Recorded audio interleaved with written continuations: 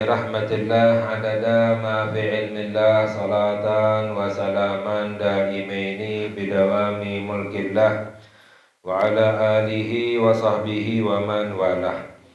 Allahumma la ilma lana illa ma 'allamtana wa la fahma lana illa ma 'allamtana innaka antal alimul hakim. Allahumma harisna min dhulumatil wahmi wa akrimna binuril fahmi waftah lana abwaaba fadlika wa rahmatika wa ghazaini ilmika birahmatika ya arhamar rahimin amin ya rabbal alamin.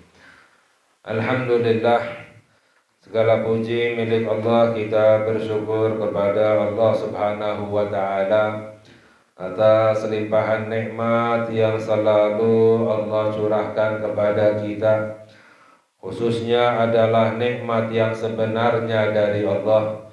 Nikmat yang sesungguhnya dari Allah adalah nikmat bisa beribadah kepada Allah subhanahu wa ta'ala.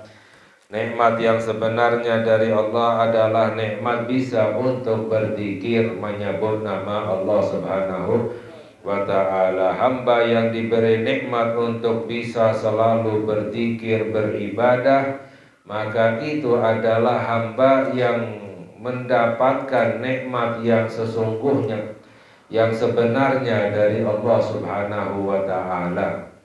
Karena nikmat dunia itu ibaratnya seperti fata morgana, seperti bayangan saja yang akan hilang, yang akan sirna.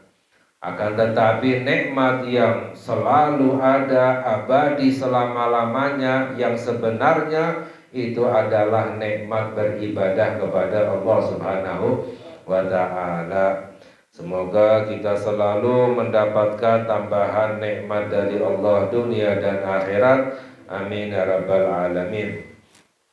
Alhamdulillah, kita melanjutkan kajian kita di dalam pembahasan tentang menjaga badan kita dari perbuatan maksiat kepada Allah subhanahu wa ta'ala. Sebelumnya dijelaskan oleh Al-Imam Al-Habib Abdullah bin Ali Al-Haddad radhiyallahu ta'ala anhu bahwa badan kita ini adalah nikmat dari Allah dan amanat dari Allah subhanahu wa ta'ala. Jika nikmat badan yang Allah berikan kepada kita, kita gunakan untuk perbuatan yang baik, untuk beribadah, maka kita menjadi hamba yang bersyukur kepada Allah.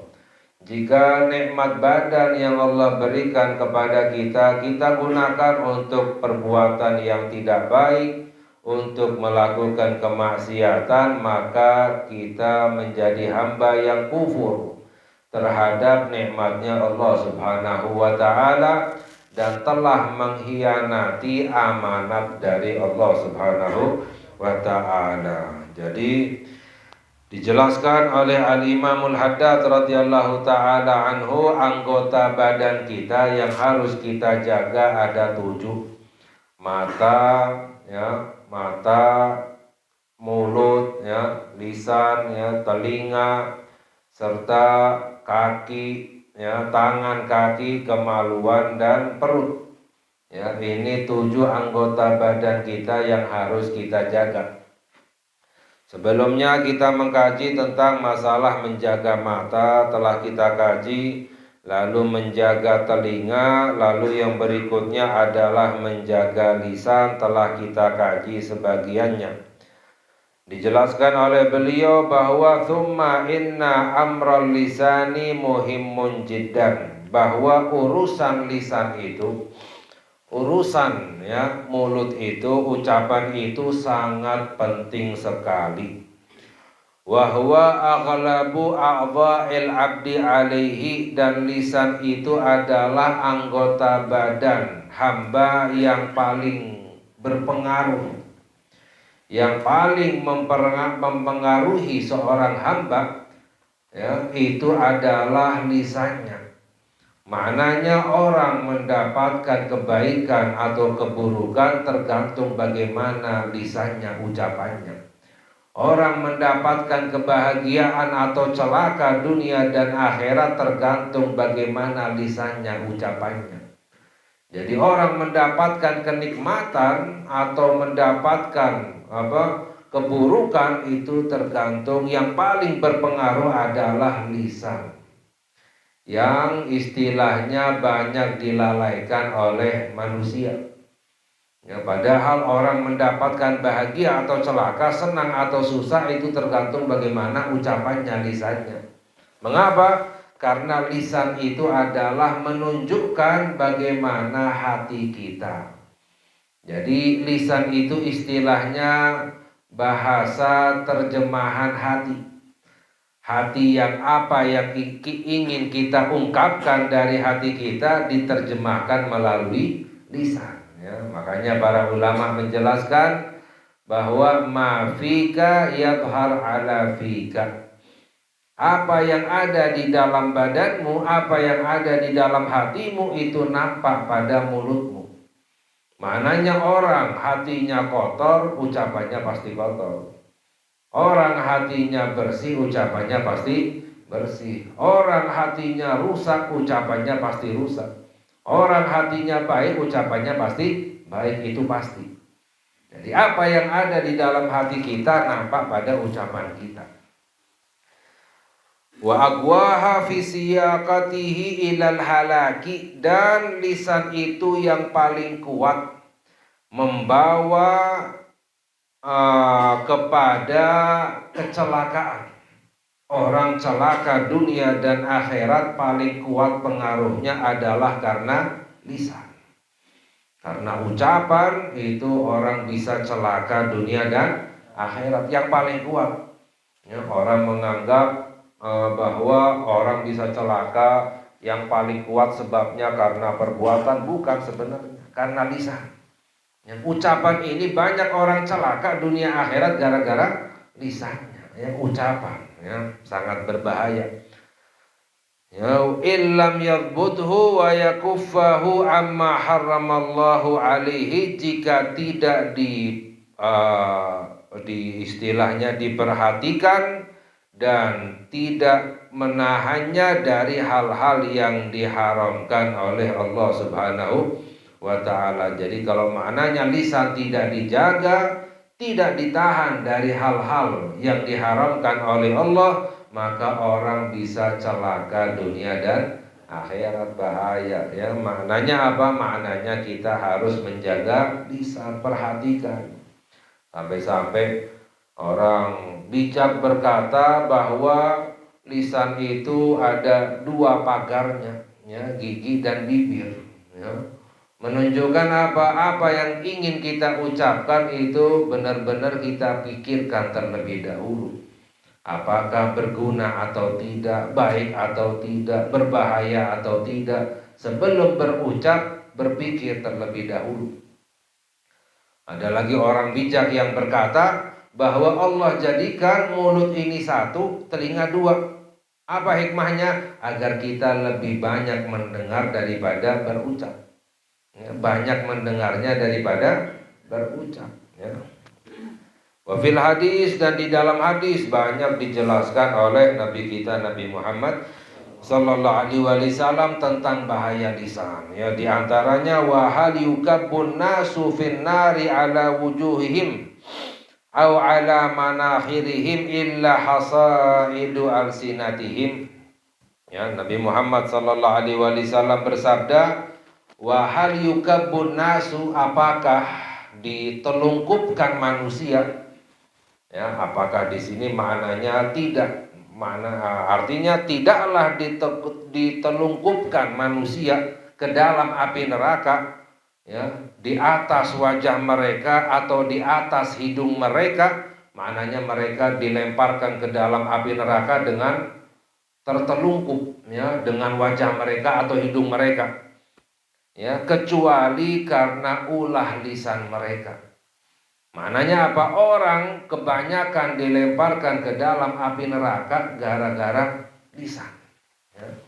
Ini sabda Nabi Muhammad sallallahu alaihi wasallam, tidaklah orang ditelungkupkan, dilemparkan ke dalam api neraka kecuali karena sebab ulah lisan mereka, ya. Wa qala alaihi salatu wassalam, dan juga sabda Nabi Muhammad sallallahu alaihi wasallam, man kana yu'minu billahi wal yawmil akhir falyaqul khairan aw liyasmut. Sabda Nabi Muhammad sallallahu alaihi wasallam, barang siapa yang benar-benar beriman kepada Allah dan hari akhir, maka katakanlah yang baik atau diam. Kalau benar-benar beriman kepada Allah Subhanahu wa ta'ala, ya. Jadi orang yang ucapannya tidak baik berarti menunjukkan kurang imannya kepada Allah. Jadi sangat berbahaya sekali. Sebelumnya kita kaji bahwa telah dijelaskan di dalam kitab Sulamut Taufik, ya, bahwa banyak ucapan-ucapan yang membuat orang keluar dari Islam, murtad. Naudzubillah min dzalik, ya, bukan dosa lagi, bukan haram lagi, tapi keluar daripada agama Islam. Kalau perbuatan orang beriman melakukan perbuatan yang keluar dari Islam itu jarang sekali. Apa itu perbuatan-perbuatan yang menyebabkan keluar dari agama Islam? Misalnya sujud kepada berhala, ya, atau misalnya ikut ibadah agama orang atau agama lain, ya, itu jelas. Tapi jarang orang beriman yang istilahnya berbuat demikian, ya. Tapi kalau ucapan, banyak sekali orang yang ngakunya beriman, yang ngakunya Islam, tapi keluar dari Islam gara-gara ucapannya. Banyak sekali. Kalau perbuatan sangat sedikit, tapi ucapan sangat banyak. Contohnya apa? Mengucapkan udah sholat nomor 2. Hati-hati, bahaya ucapan seperti ini. Apa maksudnya? Kalau maksudnya sholat itu di nomor 2 kan, ya, dari pekerjaannya nomor 1, sholat nomor 2, itu hukumnya bukan haram lagi, keluar daripada agama Islam, ya. Atau misalnya mengucapkan ini sunnah, ya, sunnah kene misalnya, ya. Bahaya ucapan seperti ini. Kalau niatnya merendahkan sunnah, ya, menghina sunnah, bukan haram lagi, keluar daripada agama Islam, ya. Karena sunnah itu adalah perintah Allah Subhanahu.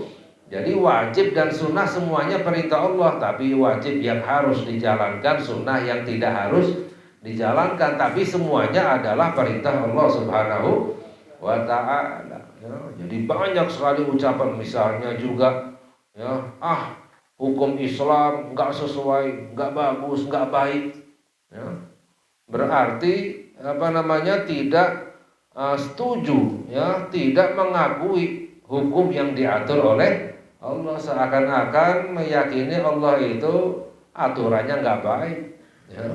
Allah hukumnya tidak baik, tidak sempurna. Ini hukumnya bukan haram lagi mengucapkan seperti ini, keluar daripada agama Islam, ya. Kita hamba yang beriman, kita yakin bahwa Allah maha sempurna, yang paling baik aturannya Allah, hukumnya Allah Subhanahu wa ta'ala, ya. Jadi maknanya apa?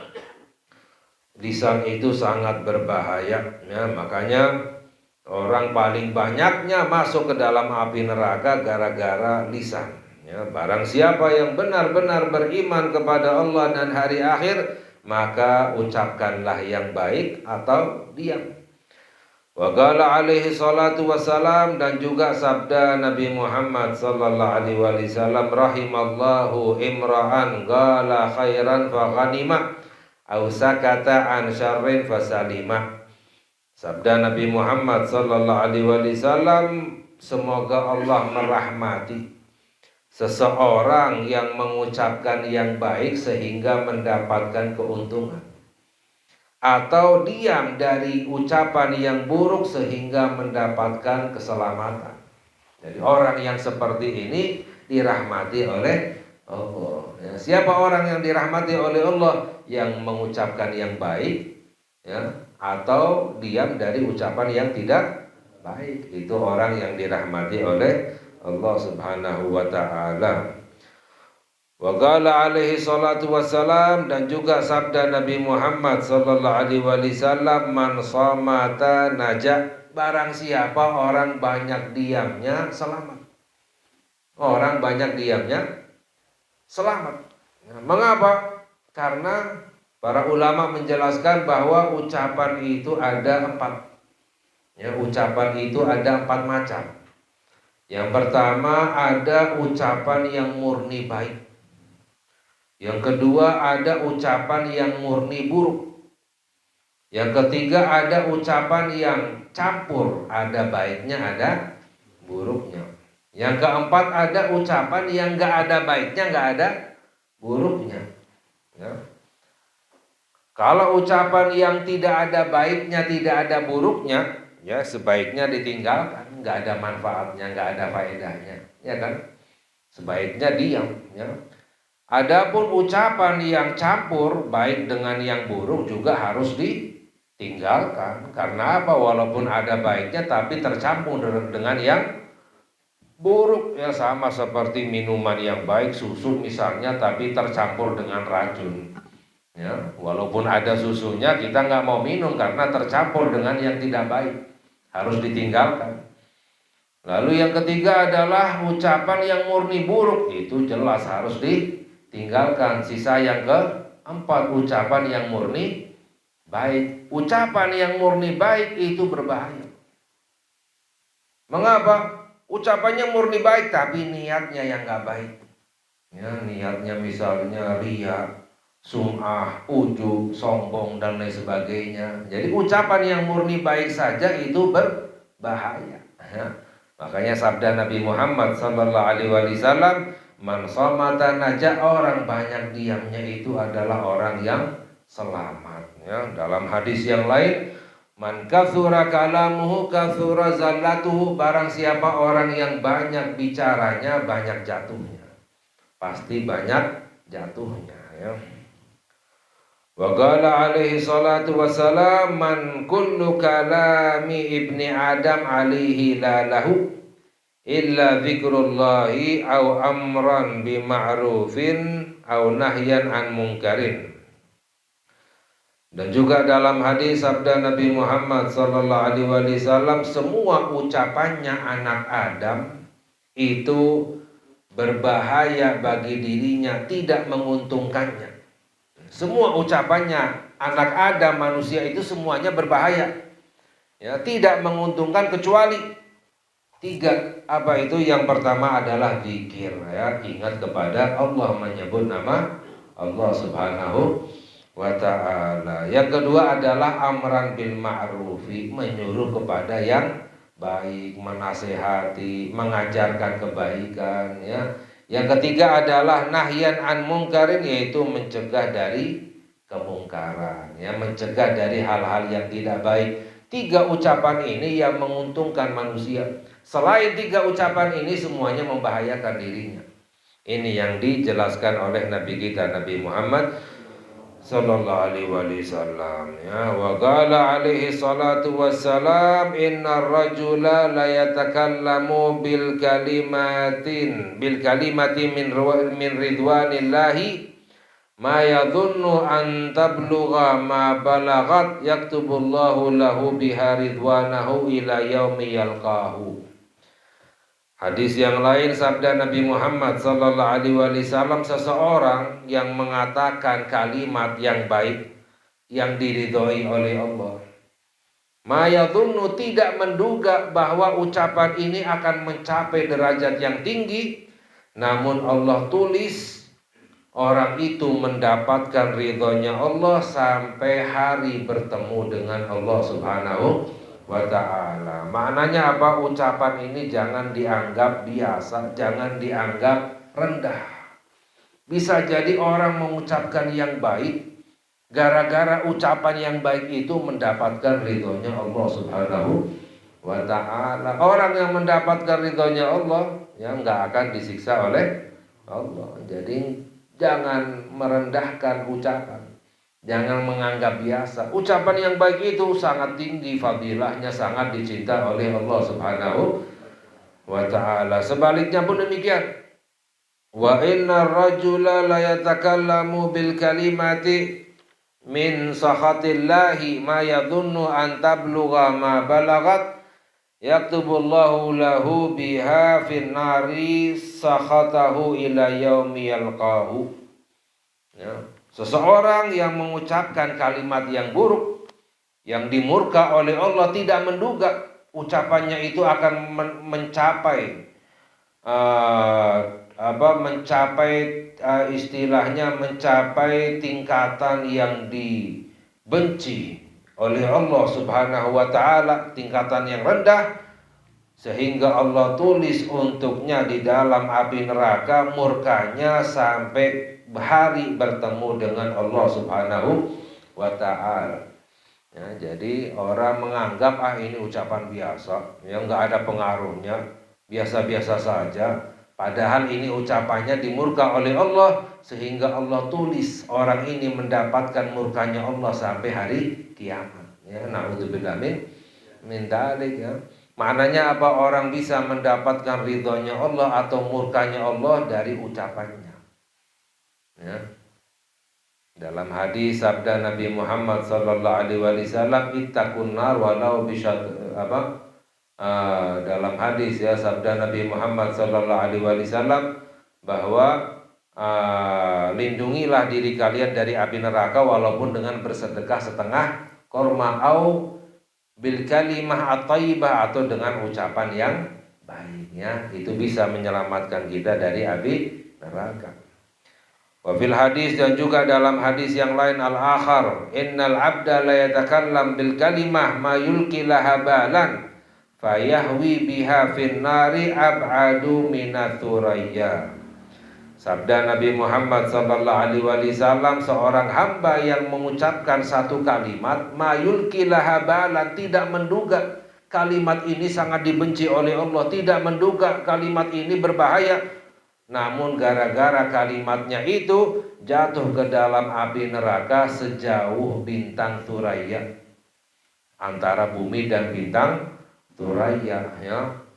Jadi jatuh ke dalam api neraka selama ratusan tahun ke bawah ke dalam api neraka gara-gara ucapan ya. Ini berbahaya. Makanya dijelaskan oleh Al-Imam Al-Habib Abdullah bin Anil Haddad radhiyallahu taala anhu, fa khatarul lisani azimun, bahayanya lisan itu sangat besar ya, bahayanya lisan itu sangat besar ya. Wa amruhu mukhawwaf, dan urusan lisan itu sangat menakutkan ya. Sampai-sampai diriwayatkan Sayyidina Abu Bakar As-Siddiq radhiyallahu taala anhu, beliau selalu memasukkan batu ke dalam mulutnya ya, tidak dikeluarkan kecuali kalau mau dzikiran atau sholat atau makan ya. Tapi selain itu selalu memasukkan batu ke dalam mulutnya agar apa? Nggak bisa ngomong.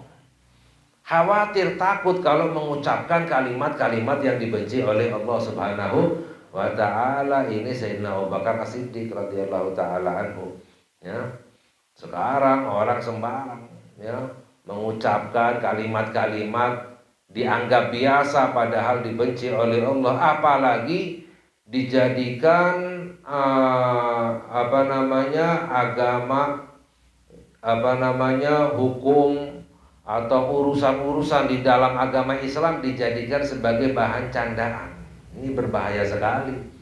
Oh, nanti kalau saya meninggal ditanya sama malaikat mungkar nakir, saya ajak ngopi misalnya malaikatnya ya.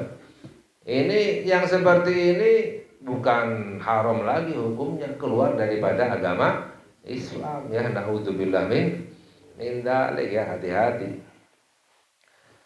Wa min a'zami afatil lisan, lalu apa saja penyakit-penyakit lisan ya. Penyakit lisan itu apa saja? Yang pertama adalah al-kadzibu, yaitu berbohong. Ya, di antara penyakit lisan yang paling besar itu adalah berbohong. Wa huwa al-ikhbaru bighairil waqi'. Apa itu berbohong? Mengabarkan sesuatu yang tidak sesuai dengan kejadian. Ya. Sawa'an athbata bihi manfiyan ka'an yaqul wa ka'akadza lima lam yaga'. Baik itu menetapkan sesuatu yang tidak ada atau tidak terjadi, misalnya telah terjadi sesuatu padahal tidak terjadi, itu namanya berbohong. Au nafa bihi tsabitan ka'an yaqul lam yaga kadza lima kad waqa'a. Ya, atau misalnya meniadakan sesuatu yang terjadi. Ya, misalnya tidak terjadi, tidak ada, misalnya padahal ada, padahal terjadi. Jadi menafikan yang ada atau mengadakan yang tidak ada, ya. Wa itsmul kadzibi azimun, dan dosanya berbohong itu sangat besar. Ya, dosanya bohong sangat besar, ya. Wa huwa munaqidun lil iman, dan bohong itu membatalkan iman. Bohong itu bisa merusak iman, ya. Wa sahibuhu muta'arridun bisababihi li la'natir rahman, dan orang yang berbohong itu akan mendapatkan, karena sebab bohongnya itu mendapatkan laknatnya Allah Subhanahu wa ta'ala. Mengapa? Qala Allah Ta'ala, Allah berfirman di dalam Al-Qur'an, innama yaftaril kadzibal ladzina la yu'minuna bi ayatillah wa ulaika humul kadzibun. Allah berfirman di dalam Al-Quran, orang-orang yang mengada-ngadakan kebohongan, mereka itulah orang-orang yang tidak mengimani ayat-ayat Allah Subhanahu wa ta'ala. Mereka itulah orang-orang yang berdusta. Jadi Allah jelaskan di dalam Al-Quran, orang beriman, orang berbohong itu tidak beriman kepada Allah, ya. Wa qala Allah Ta'ala, di dalam ayat yang lain Allah berfirman, fanaj'al la'natallahi 'alal kadhibin. Allah berfirman di dalam Al-Qur'an, kami jadikan laknatnya Allah kepada orang-orang yang berdusta, berbohong. Sehingga waqala alaihi salatu wassalam, dalam hadis sabda Nabi Muhammad sallallahu alaihi wasallam, man arada ayyal ana nafsahu falyakdzib. Nabi Muhammad bersabda, barang siapa orang ingin melaknat dirinya sendiri, ingin mengutuk dirinya sendiri, maka berbohonglah. Kalau ingin melaknat, mengutuk dirinya sendiri. Mengapa orang yang berbohong? Masuk ke dalam ayat Allah berfirman, kami jadikan laknatnya Allah kepada orang-orang yang berbohong. Ya, hati-hati, bohong itu istilahnya jauh, ya, dari rahmatnya Allah Subhanahu wa ta'ala. Orang yang berbohong mendapatkan laknat, kutukan dari Allah, ya. Naudzubillah min dzalik, ya. Karena apa? Orang berbohong itu menunjukkan, ya, tidak beriman kepada Allah Subhanahu wa ta'ala. Makanya juga para ulama menjelaskan sebab yang paling besar orang jauh dari rezeki adalah bohong. Sebab yang paling besar orang jauh dari rezeki adalah bohong, ya. Orang yang biasanya rezekinya dekat, lancar, banyak, itu orang yang biasanya suka jujur, ya, jauh dari berbohong. Tapi kalau sudah suka berbohong, itu jauh daripada rezekinya Allah Subhanahu wa ta'ala. Mengapa? Karena jauh dari rahmatnya Allah. Sebab orang yang berbohong itu mendapatkan laknat. Apa itu laknat? Jauh dari rahmatnya Allah Subhanahu wa ta'ala, ya. Wa qala alaihi salatu wassalam, dan juga dalam hadis sabda Nabi Muhammad sallallahu alaihi wasallam, innal kadhiba yahdi ilal fujur. Berbohong itu menyampaikan kepada perbuatan yang buruk. Wa innal fujura yahdi ilan nar, dan perbuatan yang buruk itu menyampaikan ke dalam api neraka. Jadi orang masuk api neraka awalnya gara-gara lisan, ucapan yang tidak baik menyampaikan kepada perbuatan yang tidak baik. Itu pasti. Ya, ini yang dijelaskan oleh Nabi kita Nabi Muhammad sallallahu alaihi wasallam, wala yazalul abdu yakdzibu wa yataharral kadziba hatta yuktaba indallahi kadzdzaba. Orang yang selalu berbohong, selalu berusaha untuk berbohong, dikit-dikit berbohong, dikit-dikit berbohong, ya, sampai-sampai ditulis oleh Allah sebagai hamba yang pembohong. Naudzubillah min dzalik, ya, hamba yang pembohong dicap oleh Allah. Misalnya ada satu orang dicap oleh sebogor, orang ini pembohong, ya, semuanya nggak ada yang suka, semuanya akan menjauhi. Apalagi dicap oleh Allah Subhanahu wa ta'ala. Naudzubillah min dzalik, ya. Lanjutan hadisnya, wa inna sidqa yahdi ilal bir wa innal birra yahdi ilal jannah Ucapan yang jujur, yang benar bisa menyampaikan kepada perbuatan yang baik. Orang bisa berbuat baik gara-gara ucapannya yang baik.